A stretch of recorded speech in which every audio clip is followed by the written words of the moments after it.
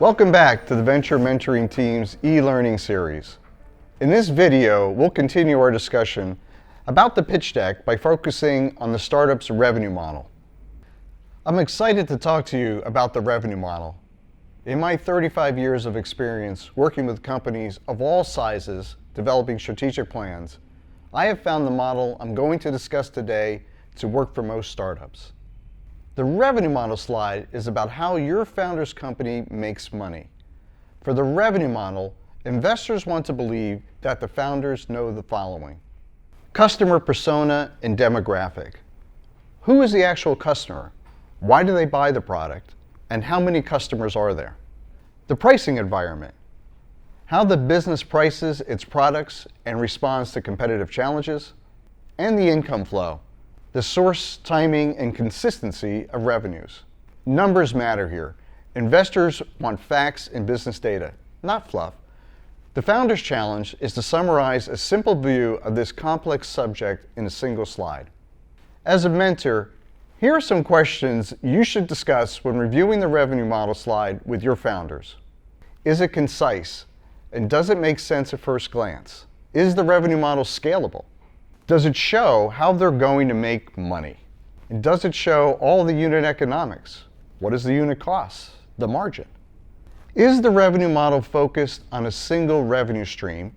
And is that revenue stream robust enough to capture a single market? We recommend focusing on a single market in the short term to concentrate sales and marketing effort. Then add additional revenue streams in future years. I often see founders mix their direct revenue with that of adjacent revenue. And by adjacent revenue, I'm referring to revenue companies may generate from third-party products or advertisers paying to run ads. These we consider non-core to the underlying business model. The focus first needs to be on the core business premise. Since there are so many business models in the market, probably the best way to discuss the revenue model is through examples.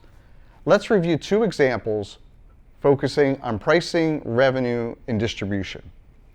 We chose these examples because as consumers, we're all familiar with them. As mentors, we're likely to work with businesses that require much more modest investments to launch.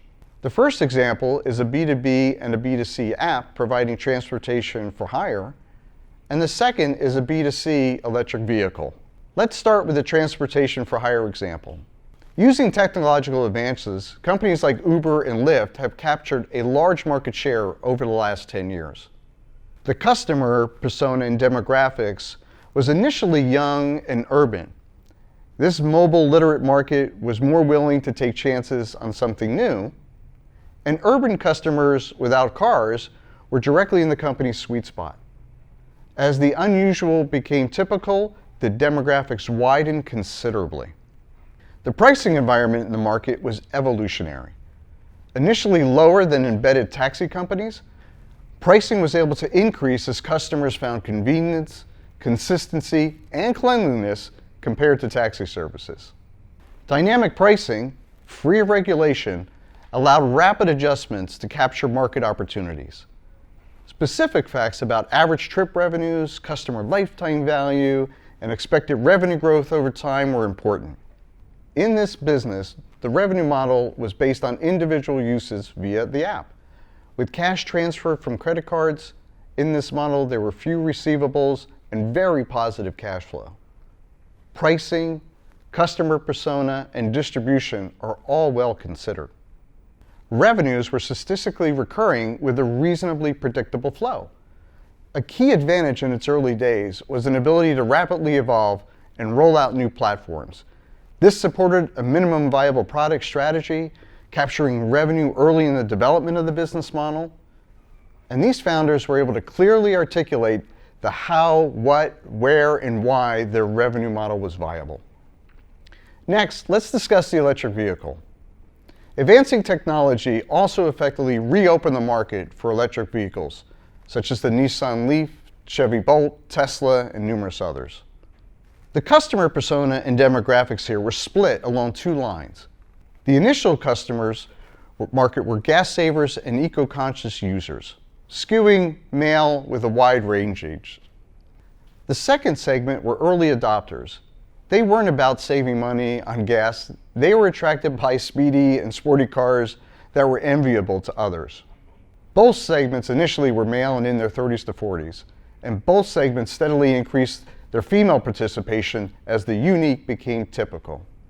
The pricing environment is highly competitive.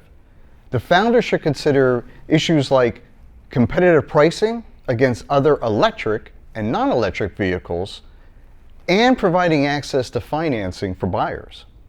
The revenue model, even within an established industry, opportunities exist to evolve, provided the founder has developed a sound revenue model which supports the market pricing and scalability. New entrants such as Tesla, Rivian, and similar brands pursued high-end, higher-margin vehicles at first, and this proof of concept allowed for large investments in infrastructure and led to the expansion or development of lower-margin models to be produced and accepted. This business strategy and revenue model proved superior to established automotive players with deep pockets, such as Toyota, who initially focused on penetrating markets with the lower margin, higher volume products such as the Leaf compact car. These are just a few examples meant to illustrate issues that are summarized on a single slide. Investors judge the founder's understanding of the revenue model for clarity, practicality, and flexibility. We hope you've enjoyed this video explaining our approach to the revenue model slide.